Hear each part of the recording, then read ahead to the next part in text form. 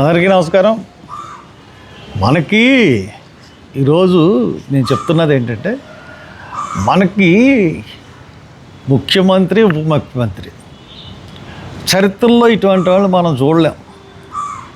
అంటే వాళ్ళ ప్రవర్తన ఎలా ఉందంటే,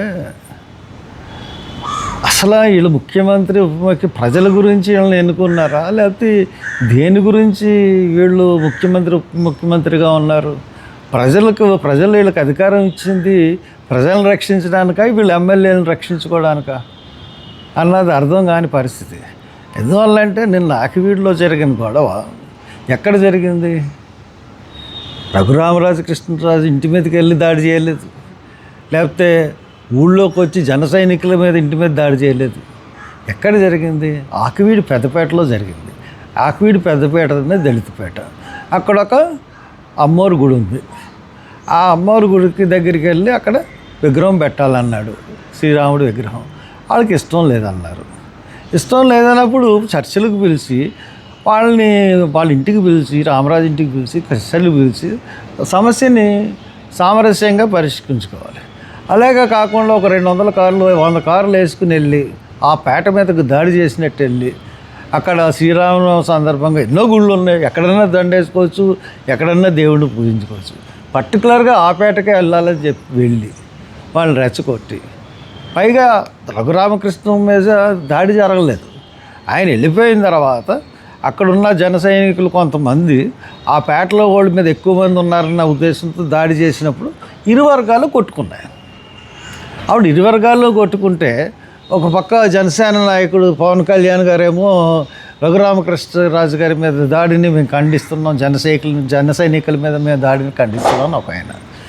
ఇంకా చంద్రబాబు నాయుడు ఆ పార్టీ వాళ్ళ ఇన్ఛార్జ్, ఎవరైతే పార్టీ ఇన్ఛార్జ్ అయ్యి తెలుగుదేశాన్ని మోసి ఈ రఘురామకృష్ణరాజు చేస్తున్న అకృత్యాలన్నీ బయట పెట్టాడు. దళితుల ఇళ్ళని తగలబెట్టేస్తున్నాడు, దళితుల ఇళ్ళని ఖాళీ చేయిస్తున్నాడు, చర్చిలను కూలగడుతున్నాడు రఘురామకృష్ణరాజు అని తెలుగుదేశం ఇన్ఛార్జే చంద్రబాబు నాయుడుకి రిపోర్ట్ ఇచ్చాడు. అటువంటి పరిస్థితుల్లో ఇంకా సిగ్గు లేకుండా చంద్రబాబు నాయుడు ఆ రఘురామకృష్ణరాజుని మరి సమర్థించాడంటే ఏమనాలి? అక్కడ వాస్తవ పరిస్థితులు మీకు తెలియదా? అంటే దళితులను అణగొట్టేయాలి. ఇక్కడ పక్కన ఇక్కడ ఏ పల్లెది, అక్కడ శవం తీసుకురాకుండా అడ్డుకుని దళితులను కొట్టారు.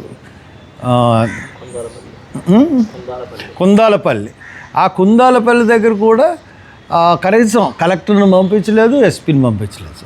As per the rules and regulations of SC/ST act డెఫినెట్గా collector should visit the village and ascertain the situation. అటువంటిది కలెక్టర్ కూడా అక్కడికి వెళ్ళలేదు. అక్కడ పరిస్థితి బేరీజ్ చేయలేదు. అక్కడ వాటర్ ఆఫ్ చేస్తారు, వాళ్ళని ఇబ్బందులు పెడుతున్నారు. అక్కడ ఎమ్మెల్యే ఒకసారి వచ్చి వెళ్ళిపోయాడు ఈ గొడవలన్నీ జరిగిన తర్వాత.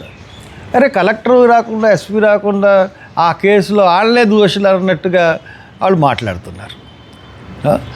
ఏంటి ఈ పరిపాలన ఏంటి? ఈ పరిస్థితి ఏంటి? అంటే ఈ మీ యొక్క అధికారంలో మేము ఉండకూడదా?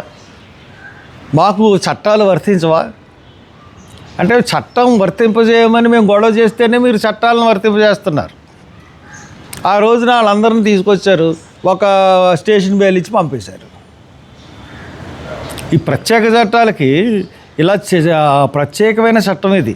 SC/ST చట్టం అనేది ప్రత్యేకమైన చట్టం, అన్ని చట్టాలు లాంటిది కాదు.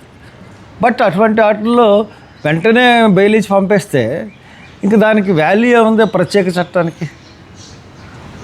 ఏదో తీర్పు గురించి ప్రతిదానికి దాన్ని అన్వయించుకుని మీకు అనుకూలంగా ఉన్న వాళ్ళకి అన్వయించుకుంటున్నారు, అనుకూలంగా లేని వాళ్ళకి మటుకు అన్వయించుకోవట్లేదు.